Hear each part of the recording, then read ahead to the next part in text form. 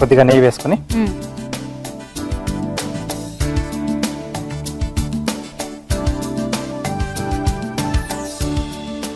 Okay అండి. కాజు paste so అడుగంటకుండా కలుపుతూ ఉండాలండి.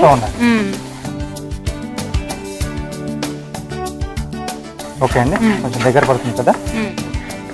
ఇప్పుడు దీంట్లో కోవా, ఓకే,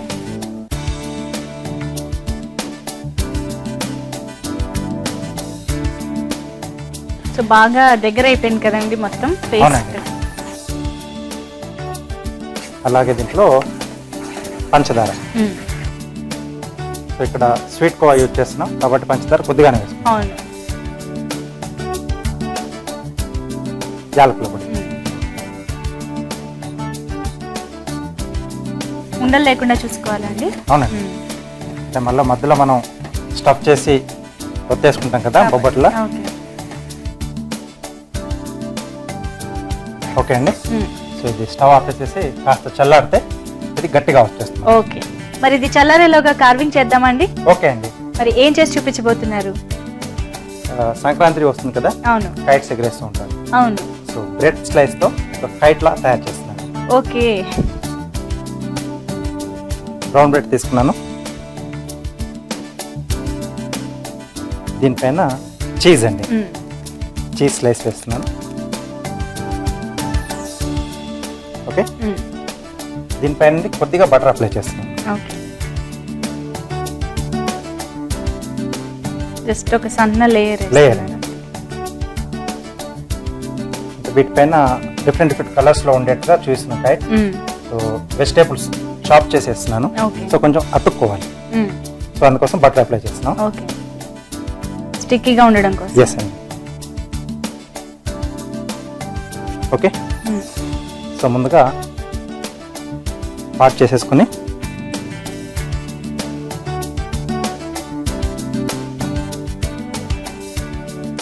ఈ కార్నర్ ఆలివ్స్ అండి, బ్లాక్ ఆలివ్స్. తర్వాత ఆపోజిట్ లో క్యాప్సికమ్ ఫైన్లీ చాప్, చాలా సన్నగా తరిగారు కదండి క్యాప్సికమ్.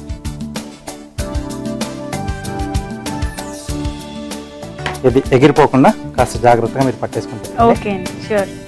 బొబ్బట్ ప్రాసెస్ చేసేసుకున్నాం. తర్వాత మళ్ళీ గాలిపటం చేసేస్తాం. దీంట్లో కొద్దిగా పొడిపిండి. ఓకే, మనం ముందుగా పిండి కలిపి పెట్టేసుకున్నాం కదండి. ముందుగా చిన్న పూరిలా ఒత్తేసుకుని లేదా చేతి పైన ఒత్తేసుకోవచ్చు. ఓకే, అలాగే స్టవ్ ముట్టి చేస్తారా? ముందు చిన్నగా ఒత్తుకోవాలి. అవునండి. సో దీని మధ్యలో మనం రెడీ చేసుకున్న స్టఫ్ పెట్టేసి అంచులు మూసేసుకోవాలి.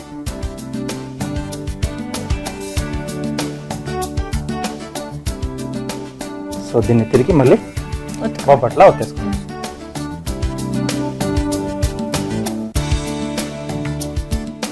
చిన్న సైజులో చేస్తున్నాను, అంటే స్టఫ్ కొంచెం మనకు కొంచెం లావుగా వస్తుంది.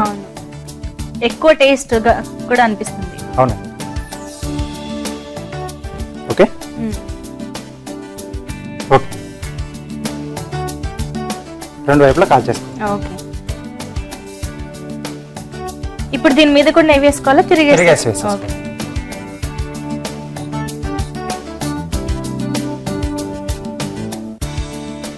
జనరల్ గా బొబ్బట్లు అంటే చాలా టైం టేకింగ్ అని ఓన్లీ పండుగలకి అలాగా స్పెషల్ గా చేసుకుంటూ ఉంటారు. అవునండి, బట్ ఇక్కడ మాత్రం త్వరగానే అయిపోతుందండి, ఫాస్ట్ గా అయిపోతుంది. అవును, అండ్ టేస్ట్ కూడా చాలా డిఫరెంట్ టేస్ట్ ఇది.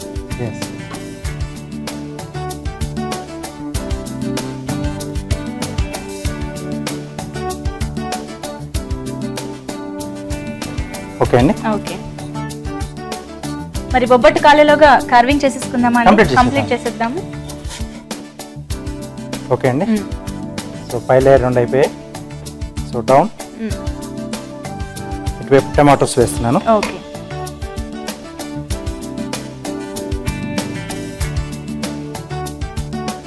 చివరిగా ఇటువైపు స్వీట్ కార్న్స్ అండి. ఓకే, కాంట్రాస్ట్ కలర్స్ ఏవైనా కూడా అలా అరేంజ్ చేసుకుని ప్లస్ హెల్దీగా ఉండేది కూడా తీసుకుంటే ఇంకా మంచిది కదా. మంచిదండి. చివరిగా టైల్. క్యారెట్ స్కిన్ తీసుకున్నాను, దీన్ని ఇలా స్లిట్స్ ఇస్తున్నాను నేను. ఓకే, ఎన్ని కావాల్సిందండి మనం సైజుని బట్టి తీసేసుకున్నాం.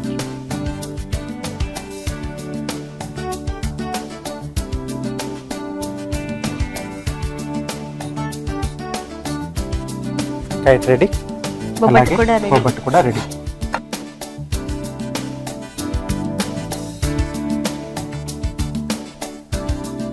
ఓకే అండి, కాజు కోవా బొబ్బట్లు రెడీ.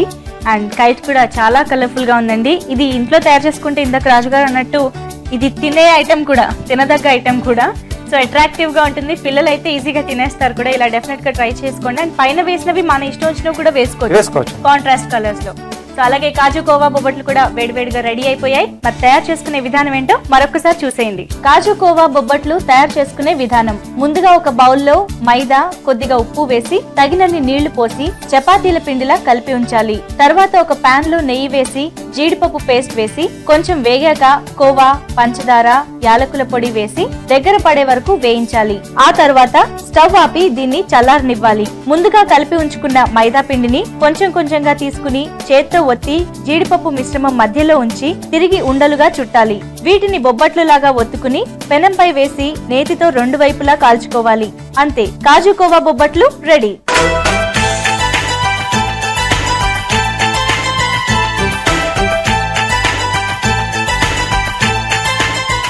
కాజు కోవా బొబ్బట్లు టేస్ట్ కి రెడీగా ఉన్నాయండి, చూసి చెప్తాను.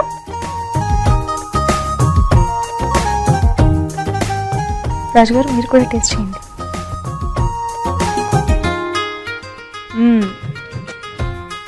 చాలా యమ్మీగా ఉన్నాయండి, చాలా మంచి టేస్ట్.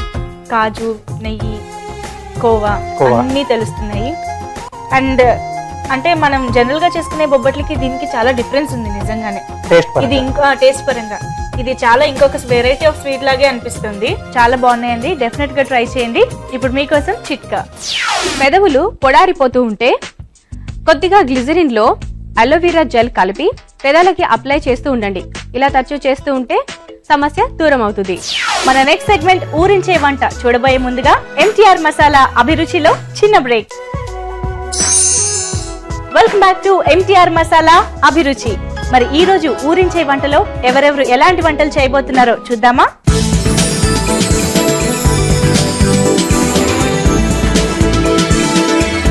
హాయ్ అండి, ఊరించే వంటకు స్వాగతం. ప్రతిరోజు రుచికరమైన ఊరించే వంటల్ని ఆస్వాదిస్తున్నాం కదండి. మరి అలాగే ఈ రోజు కూడా మంచి మంచి ఊరించే వంటల కోసం నేను హైదరాబాద్ నాగారంలోని అయ్యప్ప కాలనీకి వచ్చేసాను. మరి ముందుగా మన పార్టిసిపెంట్స్ ని, వాళ్ళ సపోర్టర్స్ ని అందరినీ మీకు పరిచయం చేస్తాను.